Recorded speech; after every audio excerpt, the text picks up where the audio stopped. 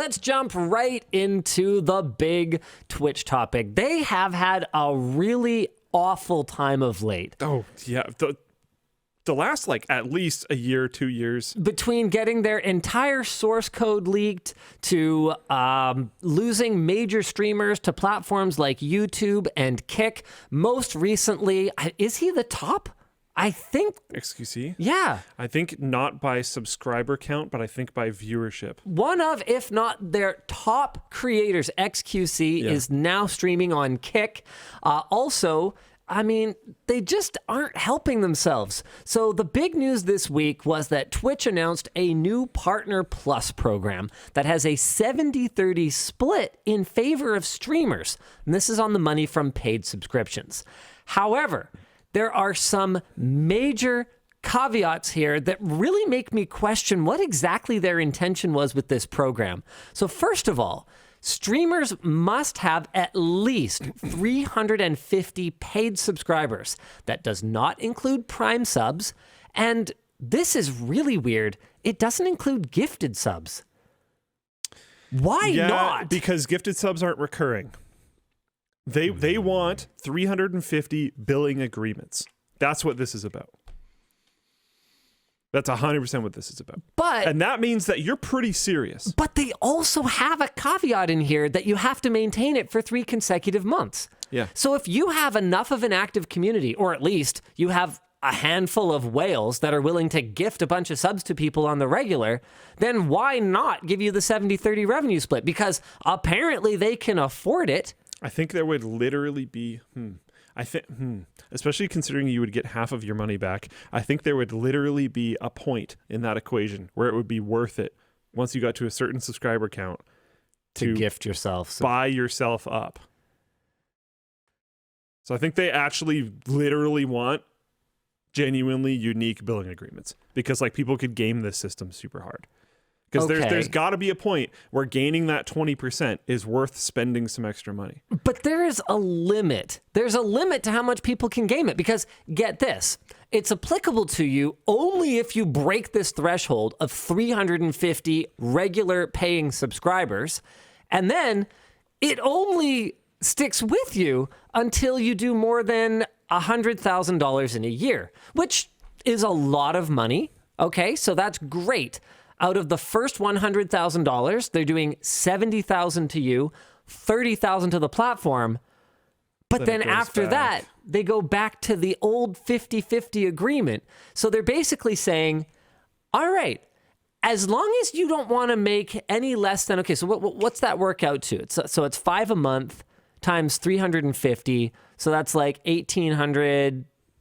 Let's say $2,000 a month. Unless you're making $2,000 a month, you're not even eligible, right?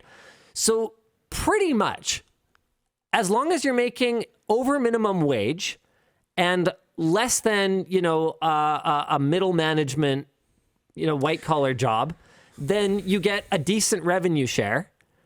And anyone who's making less than minimum wage doesn't get the good revenue share.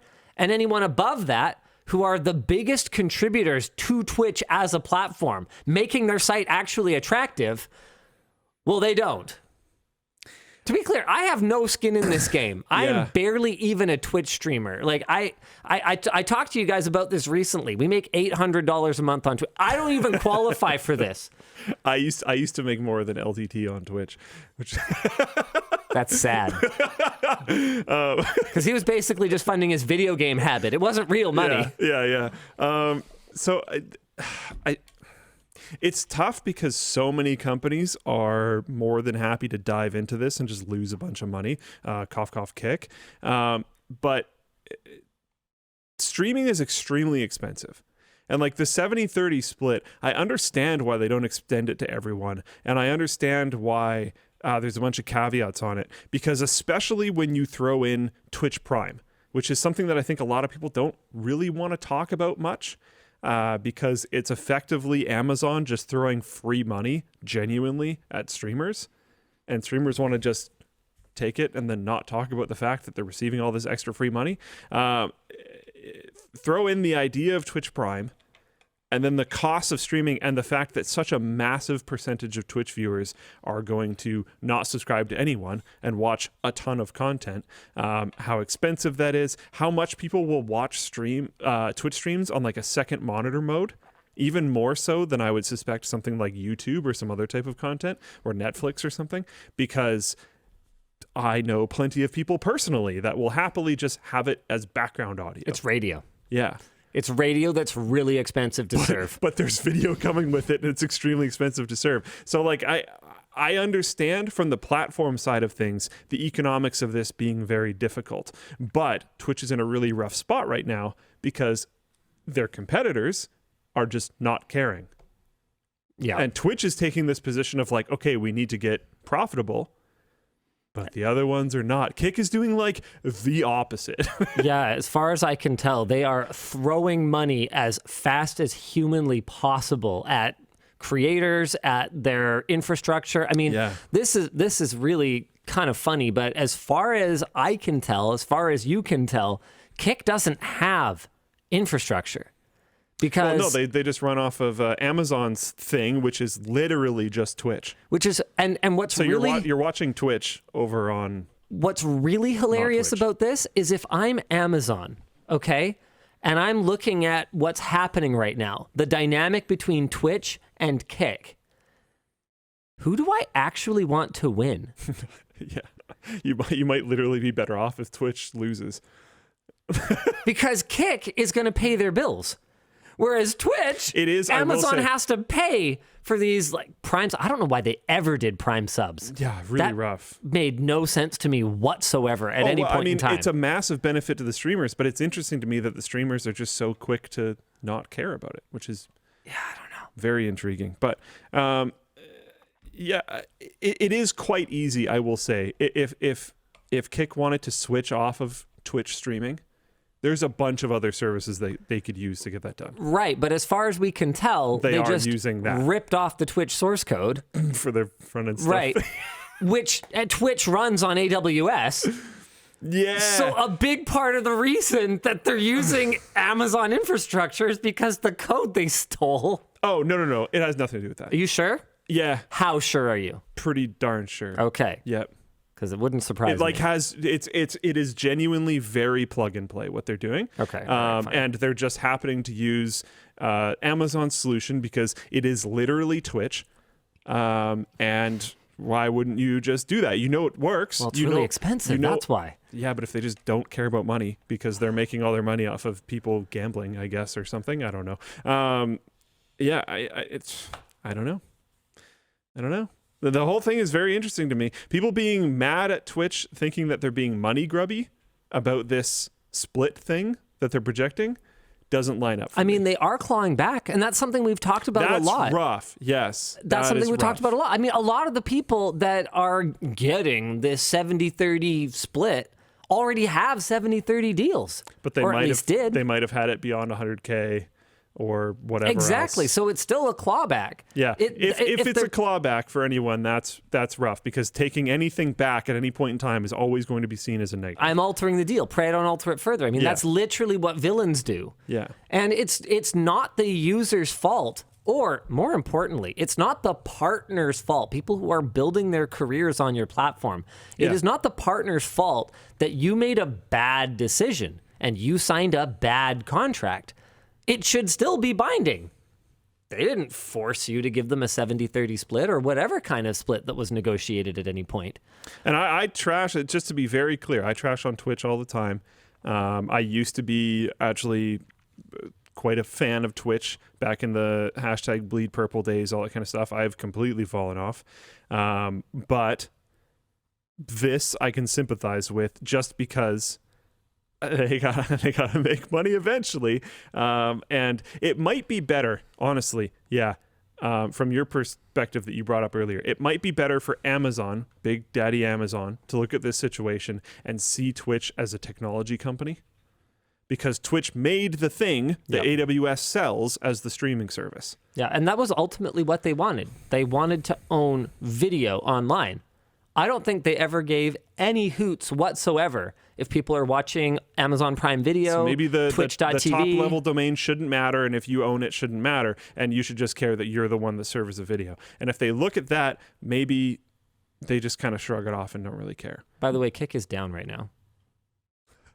So I guess they didn't pay their bill? So much for that theory.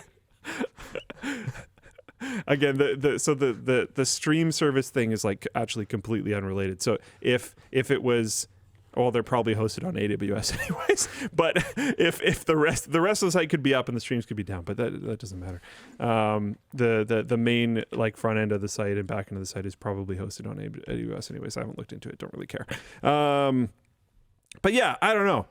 This sucks for any streamers that are now making less because of this, because that's brutal. The fact that a platform can take your lunch is not cool. Oh, I got it up. There you go. And there's xQc. Yeah, there you, okay. First stream.